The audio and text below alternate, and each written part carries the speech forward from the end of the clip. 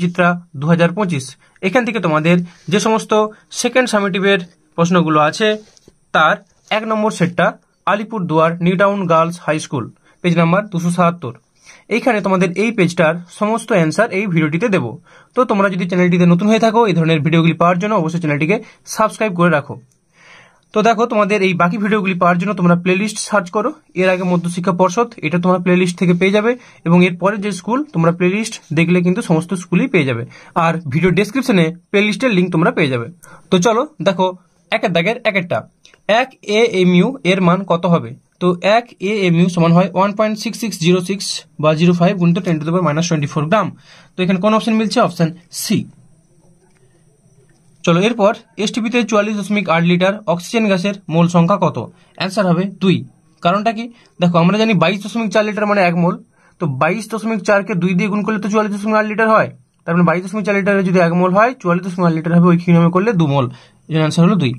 এরপর 3 এর দাগেরটা, জলে সাবান যোগ করলে সেই জলের পৃষ্ঠটান কমে বাড়ে একই থাকে। তো আমরা জানি জলে যদি কোনো জৈব পদার্থ যুক্ত করি তাহলে পৃষ্ঠটান কি হয়? কমে যায়। অজৈব পদার্থ যুক্ত করলে পৃষ্ঠটান বেড়ে যায়, তাহলে সাবান যোগ করলে পৃষ্ঠটান জৈব পদার্থ হয়, কমে যাবে, এটা হবে অ্যান্সার। এরপর 4 এর দাগেরটা, ব্যারোমিটারের পাঠ ধীরে ধীরে বেড়ে গেলে কি সিদ্ধান্ত নেওয়া যায়? ঝড় বৃষ্টির সম্ভাবনা, শুধু ঝড়ের সম্ভাবনা, শুধু বৃষ্টির সম্ভাবনা, আবহাওয়া শুষ্ক পরিষ্কার থাকবে। তো এখানে বলছে ধীরে ধীরে বেড়ে গেলে মানে অবশ্যই আবহাওয়া শুষ্ক আর পরিষ্কার থাকবে, ডি। এরপর 5 এর দাগেটা, উষ্ণতা বৃদ্ধিতে জলীয় দ্রবণে কোন যৌগটির দ্রাব্যতা হ্রাস পায়? কি আছে? KNO3, NH4Cl, CSO4, NaCl। সঠিক অ্যান্সার হবে সি এরটা, CaSO4। এরপর চলে এসো 6 এর দাগেরটা, নিম্নোক্ত কোনটিকে বলয় পরীক্ষা দিয়ে শনাক্ত করা হয়? তো বলয় পরীক্ষা HNO3 nitric acid, sulphuric acid, hydrochloric acetic acid, nitric acid, option D. চলো এরপরের প্রশ্ন, একটি দ্রবণের মিথাইল অরেঞ্জ যোগ করলে হলুদ বর্ণ ধারণ করে, দ্রবণটির সম্ভাব্য পিএইচ কত?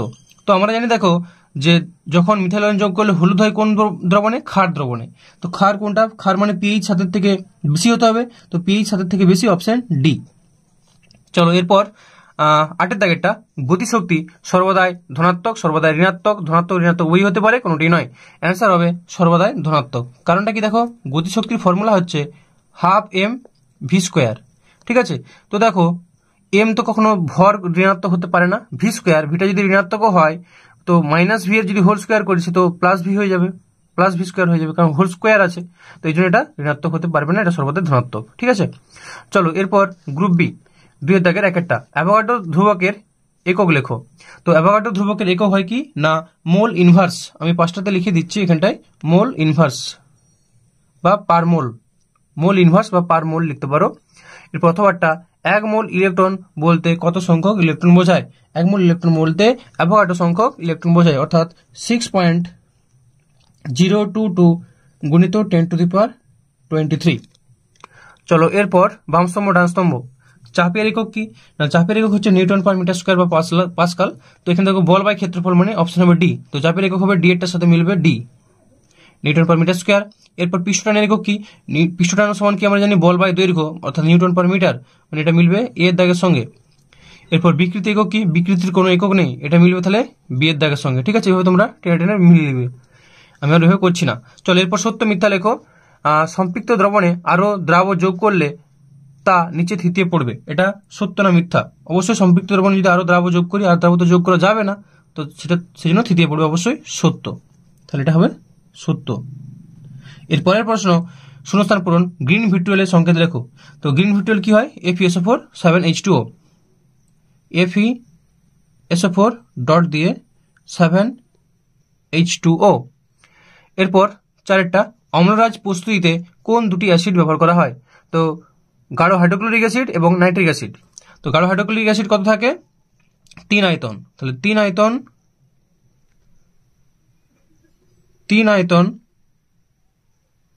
গাঢ় হাইড্রোক্লোরিক অ্যাসিড ও 1 আয়তন নাইট্রিক অ্যাসিড, HNO3। ঠিক আছে, চলো এরপরের প্রশ্ন, অশ্বক্ষমতা এবং ওয়াটের মধ্যে সম্পর্ক কি? তো লিখবে 1 অশ্বক্ষমতা মানে 1 হর্স পাওয়ার ইজিক্যালস টু 746 কি হবে না? ওয়াট।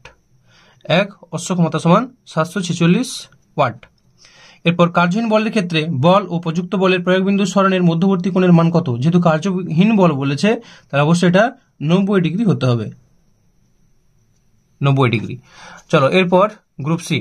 গ্রুপ সি 3 দাগের একটা কি বলছে, 3.011 গুণিত 10⁻23 সংখ্যক অক্সিজেন অণুর এসটিপিতে আয়তন কত হবে তা নির্ণয় করো। তোমাদের অ্যান্সারটা দেখিয়ে দিচ্ছি, জাস্ট ওইখানে অ্যান্সারগুলো করলে হয়ে যাবে। তাহলে এভাবে লিখবে যে 6.022 অর্থাৎ অ্যাভোগাড্রো সংখ্যক অক্সিজেন অণুর এসটিপিতে আয়তন কত হয় না, 22.4 লিটার, এটা আমরা জানি। তাহলে 6.022 ইন্টু 10⁻23 সংখ্যক অক্সিজেন অণুর এসটিপিতে আয়তন যদি 22.4 লিটার হয় তাহলে একে কত, ওইটা divided by 22.4 divided by Avogadro সংখ্যা। আর প্রশ্নে দেওয়া আছে 3.011 গুণিত 10⁻23, তাই কত হবে না এটার সাথে 3.011 গুণিত 10⁻23 গুণ করবো। তাহলে কাটাকাটি করলে দেখো পাচ্ছি আমরা 3.011 ডিভাইডেড বাই এটা করলে কত, 2 দিয়ে কাটছে, 22.4 কে 2 মানে 11 দুগুণে 22 মানে 11.2 লিটার। তাহলে কাটাকাটি করলে পাচ্ছি 11.2 লিটার, এটাই হবে অ্যান্সার। তাহলে অতএব এসটিপিতে 3.011 গুণিত 10⁻23 সংখ্যক অক্সিজেন অণুর আয়তন হবে 11.2 লিটার। এটি হলো অ্যান্সার, ঠিক আছে। এরপর 3 দাগের 1 অথবাটা, এসটিপিতে একটি গ্যাসের 1 গ্রামের আয়তন 280 মিলিলিটার, ওই গ্যাসের আণবিক ভর নির্ণয় করো। তাহলে অ্যান্সারটা দেখে নাও। তাহলে লিখবে যে 280 মিলিলিটার সমান আমরা কত জানি, 280/1000 লিটার, কারণ 1 মিলিলিটার সমান কত, 1 মিলিলিটার মানে 1/1000 লিটার, বা বলতে পারো যে 1 লিটার সমান 1000 মিলিলিটার। তো সেজন্য 1000 দিয়ে ভাগ করলে লিটারে চলে আসলো। এবার ওইখানে নিয়ম বসিয়ে দেবো। তাহলে আমরা লিখবো যে এসটিপিতে 280/1000 লিটার গ্যাসের আয়তন 1 গ্রাম, কারণ প্রশ্ন তো দেওয়া আছে যে 280 মিলিলিটার আয়তন হলে তার ভরটা হচ্ছে 1 গ্রাম। তার ওই 22.4 লিটারে কত, আমরা জানি যে 1 মোল মানে 22.4 লিটার হয়, আর 1 মোলে কোনো পদার্থের যেটা ভর হয় সেটা তার আণবিক ভর। তাহলে এখান থেকে আমরা বলতে পারি যে এসটিপিতে 280/1000 লিটার গ্যাসের আয়তন 1 গ্রাম, একে কত, আর 22.4 লিটারে কত, ওই কি নিয়ম বসানো হয়েছে। তাহলে একে কত হবে, একে হবে 1/280/1000, তার মানে পাচ্ছি 1000/280 এত গ্রাম। আর 22.4 লিটারে কত হবে, তাহলে 1000/280 গুণিত 22.4 লিটার, কাটাকাটি করো, কাটাকাটি করলে তোমার পেয়ে যাচ্ছ কত না, 80 গ্রাম। তাহলে সঠিক অ্যান্সার হবে 80। তাহলে অতএব গ্যাসটির নির্ণেয় আণবিক ভর হবে 80। এখানে কিন্তু গ্রাম লিখবো না, কারণ আণবিক ভর বা আণবিক গুরুত্বের কোনো একক হয় না। যদি বলতো গ্রাম আণবিক ভর তাহলে 80 গ্রাম লিখতাম, ঠিক আছে। আর মোলার ভর বললে 80 গ্রাম পার মোল লিখতে হতো। তাহলে অ্যান্সার হবে 80। চলো এরপরের প্রশ্ন কি আছে দেখে নেওয়া যাক। এরপর 2 দাগেরটা, হুকের সূত্রটি লেখো, সান্দ্র বল ও ঘর্ষণ বলের মধ্যে যে কোনো একটি পার্থক্য লেখো। তাহলে এই অ্যান্সারটা তোমাদের আমি ভট্টাচার্য বাদাস পেজ নাম্বার 65 থেকে দেখিয়ে দিচ্ছি, দেখে নাও। হুকের সূত্র, স্থিতিস্থাপক সীমার মধ্যে কোনো বস্তুর পীড়ন এবং বিকৃতি পরস্পরের সমানুপাতিক হয়, অর্থাৎ স্থিতিস্থাপক সীমার মধ্যে পীড়ন প্রপোর্শনাল টু বিকৃতি বা পীড়ন বা বিকৃতি সমান ধ্রুবক। বেশ এতটা লিখলেই তোমাদের হবে, ঠিক আছে। এটা হলো হুকের সূত্র।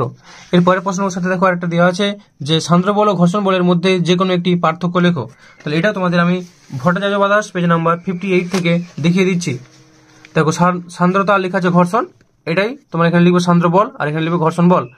প্রথম পয়েন্টটা তুলে দাও, তরল বা গ্যাসীয় পদার্থের অণুগুলির সংশক্তি বলের জন্য সান্দ্র বলের উদ্ভব হয়। আর এখানে কি লিখবে, একটি বস্তু কোনো একটি তলের উপর গতিশীল হলে বা গতিশীল হবার উপক্রম করলে দুটি বস্তুর মধ্যে আসঞ্জন বলের জন্য ঘর্ষণ বলের উদ্ভব হয়। ব্যাস একটা পয়েন্ট লিখতে বলেছিল, বাকি পয়েন্টগুলো চাইলে লেখা যেতে পারে, কিন্তু একটাই লিখতে বলেছে। চলো এরপরের প্রশ্ন কি আছে দেখে নেওয়া যাক। ক্লোরাইড দ্রবণে দ্রাবক কণাগুলির ব্যাস কত? তো এটা আমরা জানি যে 10⁻⁷ সেন্টিমিটার থেকে 10⁻⁵ সেন্টিমিটার, ঠিক আছে। এই তারপরে প্রশ্নটা আছে টিন্ডাল প্রভাব কি। তো অ্যান্সারটা তোমাদের আমি ভট্টাচার্য বাদাসের পেজ নাম্বার 90 থেকে দেখিয়ে দিচ্ছি। তো দেখে নাও, প্রথমে হচ্ছে ক্লোরাইড দ্রবণের কণার ব্যাস 10⁻⁷ থেকে -5 সেন্টিমিটার। আর তোমাদের জানতে চেয়েছে যে ওখানে আরেকটা প্রশ্ন দেওয়া আছে যেটা বলেছে যে টিন্ডাল প্রভাব কাকে বলে।